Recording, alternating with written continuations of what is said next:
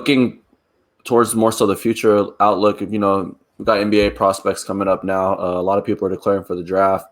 We also got NFL coming up too, bro. Starting with the NBA though, bro, like it's looking pretty clear cut how it's going to be up top. We got Cade Cunningham, Mobley at 2, and Jalen Suggs at 3.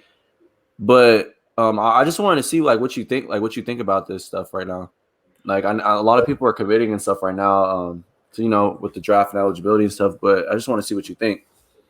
Yeah, no, I think this is probably one of the most talented, classes. Not as far as just in history wise, but I know years as far as players that I think are going to be are really good players who aren't going to be in the top in the first 15, first 30 picks. Like right now, I'm looking over the side of the screen at number 34. We got Orlando picking up Sharif Cooper. You know what I'm saying? Sharif Cooper is a really impressive player who on this mock draft isn't going in the first round. So I think it's just a really good testimony to the players that we have in this draft. I'm really excited to see how Jonathan Kuminga plays. They got him going at 5 on this draft. I could see him maybe going a little lower than that. I think 5 is his probably highest point. Just because I don't know how teams are going to weigh the G League content for the NBA prospects, just because it's not often you have G League players, coming into the league. And I feel like it's always a little different for NBA teams to scout a player when they play versus professional players, even overseas. It's always kind of a debate. So I'm interested to see where he actually goes.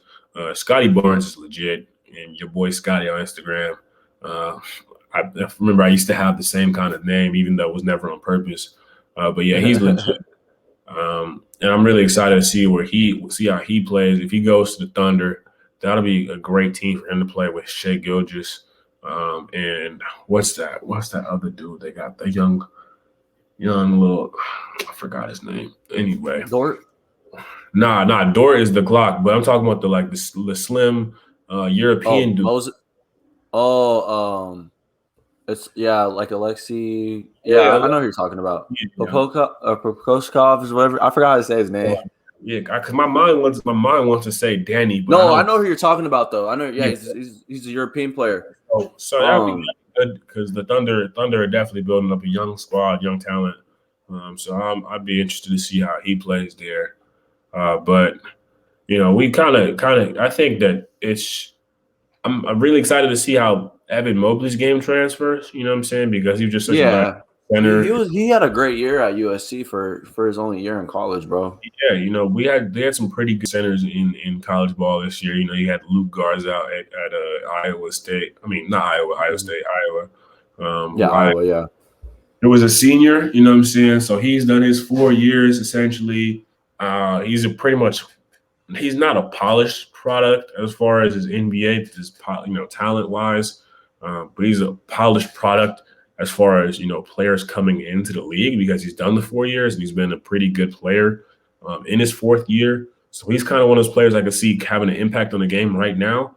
I just don't know what team wants a Luke Garza type center because he would probably have to play with a team that has 2 guards. You know what I'm saying? And the guards are the guys that are, primarily keeping the ball. It wouldn't be a team where Luke Garza is the center or the primary cog in the offense, because his offensive game, I mean, it works. You know what I'm saying? He gets buckets, but it's not like he's, turning around, putting the ball on the floor, stepping back, letting one go. Like that's not, you know what I'm saying? And so I'm interested to see how his more traditional style of basketball from a center role transitions into the league and how teams value that, as far as his versatility as where they have him on the draft board. But there are a lot of great players in this year's draft, especially now that, we've got the ability to have, the G League teams as well. So I'm excited. I feel like you can't really get a good idea of what teams will take except for the top 5 guys, you know what I'm saying? The Cade Cunningham, Jalen Green, Jalen Suggs, Evan Mobley. And You know Kaminga. those guys are going. Because those guys are the undisputed, big talents. And a lot of guys in college basketball comes down to the story of how well they did in March Madness, how well they finished the season out, you know what I'm saying, whether or not they won the draft stock. Mm-hmm. And then a lot of things going behind the doors, behind the closed doors, talking to coaches, past and present, seeing, what's your work ethic? Do you study film? Or are you just one of those raw athletic guys who just wakes up and goes to the hoop? Do you love the game? All those kind of things play into it. So you really never really know who's going where, you know what I'm saying? Because it's still all about the right fit, what player fits correctly with what system and what coach. And you can't really tell that as a fan. You just think, I think this person would fit here just because of their play style. It's like, all right, well, that particular coach we're talking about has a no-nonsense policy, and this kid loves to goof around and, you know what I'm saying, Right. I'm serious. Like, did you see what the Pacers did to Cassius Stanley's car? Bro, bro, that's crazy. Like, they put popcorn in his car. That's funny, bro. That's funny, and it's a usual tradition. But like, what killed me was the reason that Malcolm Brogdon said in the video. He was like, "Yeah, you know what I'm saying. Cat don't want to work out on his off days and whatever not, and this is why he did it." And I was like, yo, on blast like that. You don't have to say that, but that's hilarious to me. And so those, and that just reminded me, like, though, okay, there's people that they still have these intangibles that go into their work every day, and how they are as a professional and whatnot. And that plays into it, also with where players get drafted. And we'll talk about, the same kind of thing with how that has more of effect in the NFL, I think, just as far. Yeah. But we're going to talk about that in a second. But, so I'm really excited, I'm glad that the Suns are not picking in the top 4, top 5, top 10 this year. I'm very happy. Yeah, you guys probably are going to be at the bottom getting a pick now. Yeah. I mean, I don't care. I don't want to be in the draft. If you're in the lottery, that means your team sucks. That's just the facts. Or you got lucky and you had a trade and you got to pick off a team that sucks and you just finessed them somehow. Other than that, I'm good. If you want to be a competitor, you're never in the lottery. So I'm happy that I'm no longer in the lottery picking this year. Right. No, that's the blessing of it all. Yes, seriously. So no, it seemed like Detroit. We were looking. I was thinking about this too. Like looking at a team like Detroit, like you're really high on the Killian Hayes type of trend, bro. Now at 3, they're projecting that they're talking about putting Suggs in at 3. So that would possibly be them. But do you in that scenario, in that situation, if it plays out right, like do you draft Jalen Green as a shooting guard and pair him with Hayes, or do you draft Suggs and allow them both to go at it? Like, what do you do? You know what I'm saying, though? Because, like, you draft Killian Hayes as a top prospect, thinking that he's going to be your next point guard, and then Derrick Rose is gone. You shipped off all these guys to get him in the position to be where he's at, and now you're drafting the same position that you just got. You know what I'm saying? So, like, I was just want to see, like, what you thought. Well, it's the same thing that we saw in Cleveland a few years ago, where they picked up Colin Sexton, and then the year and Garland after Darius Garland, and it was back to back. Like, why did you pick up a point guard in both picks with your first pick, and back to back when you just had Colin? Colin didn't have a year. Right. He was a solid point guard. He had a mid-year. Yeah. It was okay. It wasn't like to the point where mid. you say, I don't have a point guard. I need to go get one. He had promise. He was a young dude on a terrible organization with a terrible, terrible roster. So Talks. I think that if I'm Detroit, I don't think that Jalen Suggs is a generational type talent. I'm just going to be honest. I think Jalen Suggs is going to be like a fantastic NBA player, but I don't look at him and be like, that's a guy I cannot miss out on. And and I feel like if you just drafted a guy last year who you were invested in that you believed could be your point guard, you don't then draft another point guard unless you believe that the next point guard that you're taking is a one-of-one talent you cannot pass up on. Yeah. And I don't see him that way. I would take Jalen Green. And I would go with that pick instead, because I know at least at the position he is in, he is the best 3 in this draft. I know that. I know that my team doesn't have a 3. Well, doesn't have a great. Well, no, Jeremy He's a Grant. 2 and a 3. Jeremy Grant is a great player right now, but Jeremy Grant can play the 4. So I could have Jalen Green play the 3 and have Grant play the 4, and that works just fine. And, now I got scoring at both my power forward and small forward. So then I'm not stressing so much about Killian Hayes' development. You know what I'm saying? Because I got something else to look forward to. Whereas if you take Killian Hayes and you got Jalen Suggs, and they're fighting it out, duking it out for that spot, you're gonna have to put one off the bench because they're not. Neither one is really a 2. Neither one's a 2. So one's gonna have to come off the bench. And if you leave Killian in the game and you have Suggs come off the bench, you got all the fans saying, "Well, why in the hell did you just take him to have him come off the bench if you're going to start this guy?" Which means that if he can start right now, he would have started whether you drafted Suggs or not. You know what I'm saying?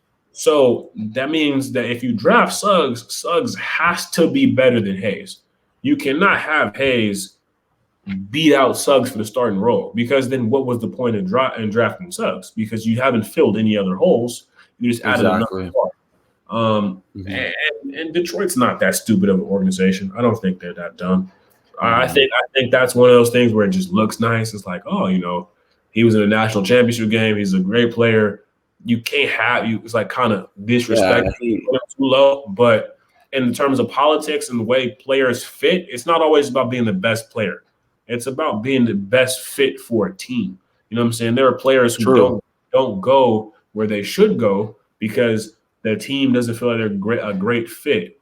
Who's a great example of that? Doesn't matter. But I think that's one of those points with Jalen Suggs. I think that's what I was saying about Jonathan Kuminga. At 5,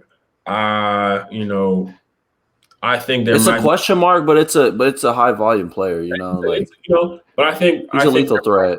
I think that there might be another position or another player that Cleveland might need more. I'm a big Kuminga fan. By the way, my man, we have a group chat, me and the homies, and we be frying him up for some of his fits, bro. Because some of his fits be just wild. But other ones, he finally been hitting since he got the G League and got the G League money. So props up to him, bro. But he's for sure a talent, and I like him a lot. I would love to have him on the Suns, even though we're not picking that high. You guys aren't. So I would, if he goes 5, that's dope. If he doesn't, I understand why, because also skill set and the kind of player. And I think he's had a few like a couple knick-knack injuries here and there. But it's all politics and fit, man. It's nowadays you have to you have to be the right player for the role that they're looking for. Now it's not always just about, are you a bucket? It's okay. Are you a bucket? Can you defend? Okay, you can defend. You're not a bucket, but can you? How versatile are you as a player? What can you do? Can you run? Can you guard 1 through 3? Can you guard 3 to 5? You know what I'm saying? Can you rotate? Can you call out? All those kind of things are more into it, because you know what I'm saying. And now that's why you're seeing a lot more stars putting up all these numbers now, because the stars are being paired with essentially what guys they need for them, and the guys are being told what their job is, and they're just being asked to just focus on this, kind of like how it was back in the day where your centers just rebounded and block shots, and that's all they did. You didn't even throw the ball into them in the low post unless they really had no offensive game. If they were an average center, you just had rebound and block, and that's all you need to do. So now you got designated 3 and D guys now. You know what I'm saying? You got wing defenders. You know what I'm saying? So it's nice to see how the game's evolved. You're seeing more players kind of built to play basketball. You know what I'm saying? You still have the outliers. The Nikola Jokic's, Steph Curry's, guys who have different physiques that still can play, but you can see that kind of long, slim kind of build is what most basketball players have nowadays, and that's the kind of the prototypical build, and that's what players are looking for. And you can see that pretty much in the top 5. They're all kind of either, especially Cade Cunningham, bro.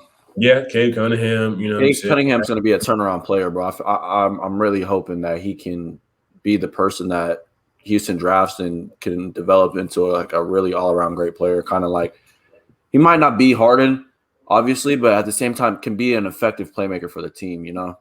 Yeah. No, yeah, sure. I'm hoping he goes to Houston. It would suck if at number one. It would suck if the Timberwolves got the number one pick because then they can't take him. Yeah. Would you imagine if the Timberwolves got the number one pick again, bro? And they would like who would they draft? Okay, that's I don't even draft Mobley one though. So if you're Timberwolves and you got number one pick, who do you take, bro? Who do you take? I wouldn't even. You can't take Jalen Green. You can't take Jalen Green either because I mean, if you're looking raw prospect though, they might have to go. They might have to go Cade Cunningham though, bro, because that's the best player. It's the best player, bro. And somebody has to go. Obviously, Rubio has to leave. Imagine that, bro. Honestly, the Timberwolves would have to trade that pick. I'm just being honest with you because you can't have Anthony Edwards. Yeah, they can. As a GM, you can do that. You can. You can't have D'Lo and Cade Cunningham, bro. That's too much star power at guard, bro. You'd have to run like a 3-guard lineup, but they would be fun to watch. Yeah. They would be fun. It would be a fun dynamic offense. Oh yeah, that would be Joe with Cat. I would watch that. I would watch that. I'm not gonna lie. I would watch that. Yeah, and I feel like too. Oh, bro, and Anthony Edwards too. Mm-hmm. That would be nasty. That would be a nasty team. But realistically wise, though, like it just wouldn't be a fit, though. I don't know, like because what you have to think with Cade Cunningham is like he's 6'8" running point. He's 6'8" running 2. He's 6'8" running 3, possibly at the times too.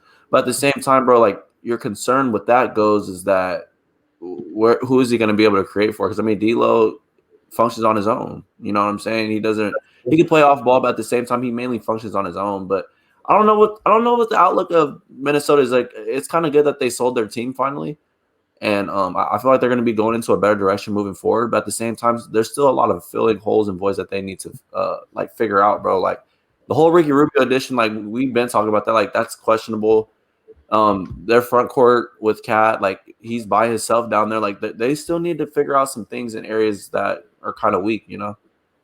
No, most definitely, bro.